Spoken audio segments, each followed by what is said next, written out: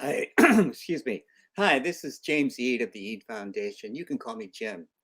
The Eade Foundation is dedicated to building chess communities through chess and through building communities through chess. And if you're part of a community, you're never alone. And today's show is called The Chess Files. The answers are out there. And today's question is online chess our future? And the answer is it depends. Some might say it's our present already. Some might say it can never replace over the board competition, OTB. And others might argue that it's plenty of room for both. There are several objections to online only chess. Many believe, as I do, that the experience is fundamentally different. There are aspects of OTB chess that do not translate online. There are no cues, such as those based on body language. Oh, that are important aspects of over-the-board chess that are missing in online chess. Over-the-board chess, you can instantly see when your move has flustered your opponent. This is useful information that cannot be gleaned online. The most a serious objection to online chess is the problem of cheating. Now, cheating can happen in over-the-board chess events as well, as many of us know. Organizers are well aware that in the past, the best players needed prize money to compete for in order to entice them to play, and few would pony up the money themselves. Some hit on the magic formula of offering significant prizes to class players because they pay entry fees, and there were simply more of them. If you enticed enough of them to play, they would finance the prizes for the top players. In addition to the prize money, the class players would be offered the rare opportunity to compete against the top players. The combination proved to be alluring enough to generate sufficient numbers of players that are willing to pay to play. Now, problem it was kind of a win-win-win situation for the class players, the top players, and the organizer, but there were some problems. One is that the chess players that were amateurs became expecting to win prize money. How could players that are actually mediocre be expected to be compensated?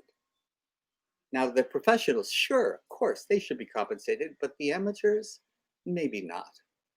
And it led to cutthroat competition, which changed the game.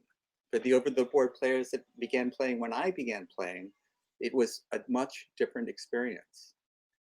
And it discouraged the players who wanted to play simply for the love of the game. Because this cutthroat competition also encouraged cheating. Many of us are well aware of foreign players who would come in and establish a national chess rating that was below their playing strength and then compete in these big events and win these top prizes for the class players. So even the class players who were generally of that strength weren't facing fair competition. Now, there are other forms of cheating in over the board chess. This is not something that we could um, just turn a blind eye to. However, there is another problem with this whole concept, which was a win-win-win if you thought of it as just the players, the strong players, and the organizer.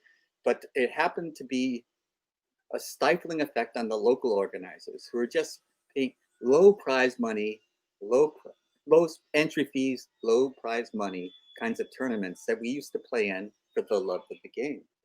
These organizers became stifled because the big money, big entry fee, big prize money tournaments started to dominate, drove them out of business. So there was no way to pay just a small entry fee, and with the possibility of earning your entry fee back or maybe doubling it, but those fell by the wayside. So this was a problem. Now, online chess also has additional problems with cheating. Players could use engines to tell them what the best moves were. And you might think that you're playing against a human when you were playing against a computer. And if you wanted to play against a computer, you can play against the computer at home. You didn't have to go and play in what you thought was an international competition, and play against a player from a different country, which would be fun. which would be great, but they might be cheating. Or you might have a 12-year-old girl sign up for an underage competition and a grizzled veteran might be playing the moves for her. These types of things, we tried to fix. We tried to fix with engine detectors. We tried to fix with webcams, but these problems still remain. There's one guy, Sasha Starr, a friend of mine who has chessstars.com, and I advise you to visit that because he has another type of approach to eliminating cheating. And his approach is guess the next move. A couple of grandmasters might be playing, and your assignment is to guess their next move. Now, this is additional fun because every move matters. You're paying attention to every move. And this is something that is an enjoyable experience, brings the fun back into chess. And this is something that I personally approve of and I have participated in. And trying to guess grandmaster like Alexei Shirov's next move proves quite challenging. Sometimes you can prep in the opening and make some progress, but then there's a move that you're sure he's going to play, and he plays something completely different, which is better than what you were sure he was going to play. So this is another type of approach. That the future cannot be predicted. I think there will be a place for over-the-board competition once this pandemic eases and we can go back to face-to-face competition because there is really no substitute for it.